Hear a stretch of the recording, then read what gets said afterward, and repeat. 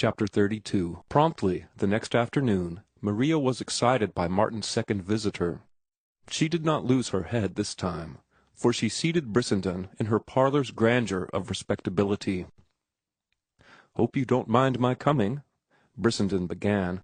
"No, not at all," Martin answered, shaking hands and waving him to the solitary chair, himself taking to the bed. "But how did you know where I lived?" "Called up the Morses. Miss Morse answered the phone. Here I am." He tugged at his coat pocket and flung a thin volume on the table. "There's a book by a poet. Read it and keep it." And then, in reply to Martin's protest, "What have I to do with books? I had another hemorrhage this morning. Got any whiskey? No, of course not. Wait a minute." He was off and away. Martin watched his long figure go down the outside steps, and, on turning to close the gate, noted with a pang the shoulders, which had once been broad, drawn in now over the collapsed ruin of his chest. Martin got 2 tumblers and fell to reading the book of verse, Henry Vaughan Marlowe's latest collection. "No Scotch," Brissenden announced on his return. "The beggar sells nothing but American whiskey. And here's a quart of it." "I'll send one of the youngsters for lemons, and we'll make a toddy," Martin offered. "I wonder what a book like that will earn Marlowe," he went on, holding up the volume in question. "Possibly $50, came the answer, "though he's lucky if he pulls even on it, or if he can inveigle a publisher to risk bringing it out. Then one can't make a living out of poetry." Martin's tone and face alike showed his dejection. "Certainly not. What fool expects to? Out of rhyming, yes. There's Bruce and Virginia Spring and Sedgwick. They do very nicely. But poetry?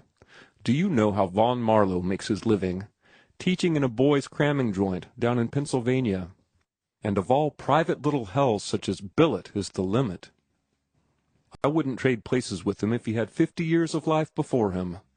And yet his work stands out from the ruck of the contemporary versifiers as a Balas ruby among carrots. And the reviews he gets, damn them, all of them, the crass mannikins." "Too much is written by men who can't write about the men who do write," Martin concurred.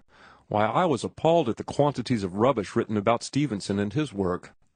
Ghouls and harpies," Brissenden snapped out, with clicking teeth. "Yes, I know the spawn.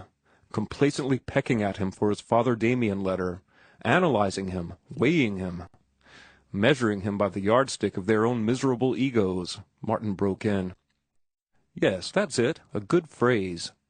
Mouthing and besliming the true and beautiful and good, and finally patting him on the back and saying, 'Good dog Fido, faugh!' The little chattering daws of men, Richard Ralph called them the night he died.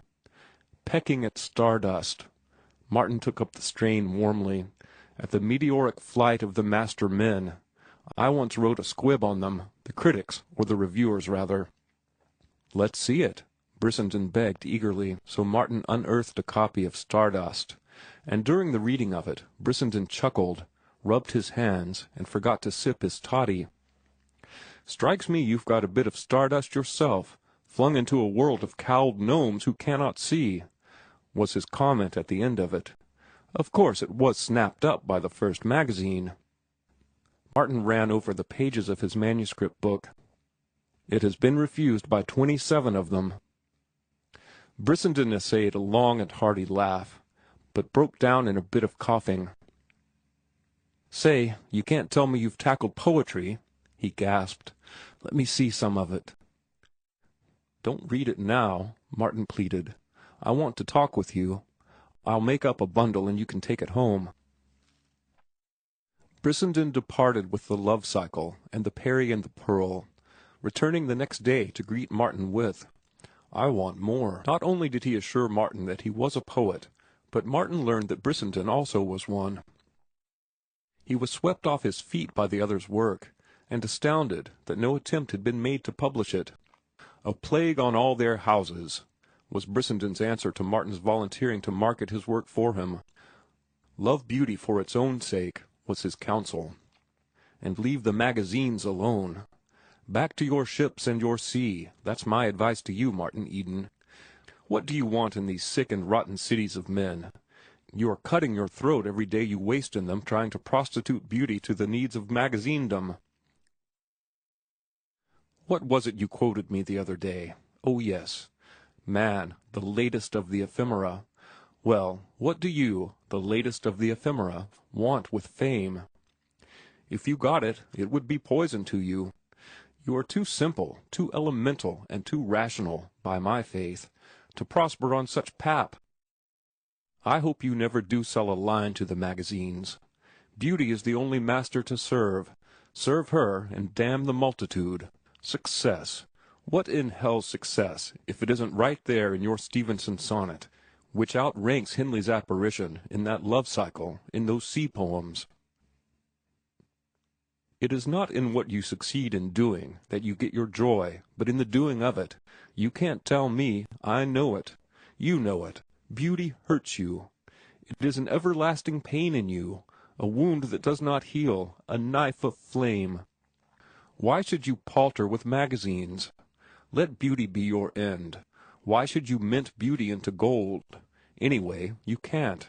So there's no use in my getting excited over it. You can read the magazines for 1,000 years, and you won't find the value of one line of Keats. Leave fame and coin alone. Sign away on a ship tomorrow, and go back to your sea. Not for fame, but for love, Martin laughed. Love seems to have no place in your cosmos. In mine, beauty is the handmaiden of love. Brissenden looked at him pityingly and admiringly. You are so young, Martin boy, so young. You will flutter high, but your wings are of the finest gauze, dusted with the fairest pigments. Do not scorch them. But of course you have scorched them already. It required some glorified petticoat to account for that love cycle, and that's the shame of it. It glorifies love as well as the petticoat, Martin laughed. The philosophy of madness, was the retort. So have I assured myself when wandering in hashish dreams. But beware, these bourgeois cities will kill you. Look at that den of traitors where I met you. Dry rot is no name for it. One can't keep his sanity in such an atmosphere. It's degrading. There's not one of them who is not degrading, man and woman, all of them animated stomachs, guided by the high intellectual and artistic impulses of clams. He broke off suddenly and regarded Martin. Then, with a flash of divination, he saw the situation. The expression on his face turned to a wondering horror. And you wrote that tremendous love cycle to her, that pale, shriveled female thing. The next instant, Martin's right hand had shot to a throttling clutch on his throat, and he was being shaken till his teeth rattled. But Martin, looking into his eyes, saw no fear there, naught but a curious and mocking devil. Martin remembered himself, and flung Brissenden by the neck, sidelong upon the bed, at the same moment releasing his hold. Brissenden panted and gasped painfully for a moment, then began to chuckle. You had made me eternally your debtor, had you shaken out the flame, he said. My nerves are on a hair-trigger these days, Martin apologized. Hope I didn't hurt you. Here, let me mix a fresh toddy. Ah, you young Greek, Brissenden went on. I wonder if you take just pride in that body of yours. You're devilish strong. You are a young panther, a lion cub. Well, well, it is you who must pay for that strength. What do you mean? Martin asked curiously, passing him a glass. Here, down this and be good. Because, Brissenden sipped his toddy and smiled appreciation of it, because of the women.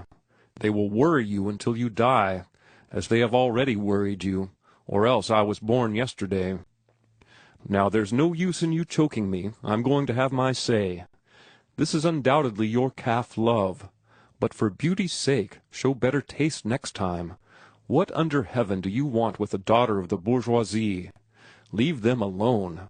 Pick out some great, wanton flame of a woman, who laughs at life and jeers at death, and loves one while she may.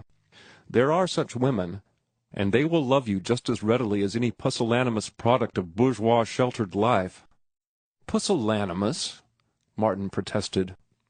"Just so, pusillanimous, prattling out little moralities that have been prattled into them, and afraid to live life. They will love you, Martin, but they will love their little moralities more. What you want is the magnificent abandon of life, the great free souls, the blazing butterflies, and not the little gray moths. Oh, you will grow tired of them too, of all the female things, if you are unlucky enough to live. But you won't live. You won't go back to your ships and sea. Therefore, you'll hang about these pest-holes of cities until your bones are rotten, and then you'll die." "You can lecture me, but you can't make me talk back," Martin said. "After all, you have but the wisdom of your temperament, and the wisdom of my temperament is just as unimpeachable as yours." They disagreed about love, and the magazines, and many things, but they liked each other, and on Martin's part it was no less than a profound liking. Day after day they were together, if for no more than the hour Brissenden spent in Martin's stuffy room. Brissenden never arrived without his quart of whiskey, and when they dined together downtown, he drank Scotch and soda throughout the meal. He invariably paid the way for both, and it was through him that Martin learned the refinements of food, drank his first champagne, and made the acquaintance with Rhenish wines. But Brissenden was always an enigma. With the face of an ascetic, he was, in all the failing blood of him, a frank voluptuary. He was unafraid to die, bitter and cynical of all the ways of living, and yet, dying, he loved life, to the last atom of it. He was possessed by a madness to live, to thrill, to squirm my little space in the cosmic dust whence I came, as he phrased it once himself. He had tampered with drugs and done many strange things in quest of new thrills, new sensations. As he told Martin, he had once gone 3 days without water, had done so voluntarily, in order to experience the exquisite delight of such a thirst assuaged. Who or what he was, Martin never learned.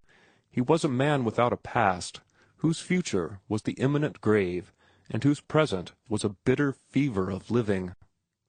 End of chapter 32.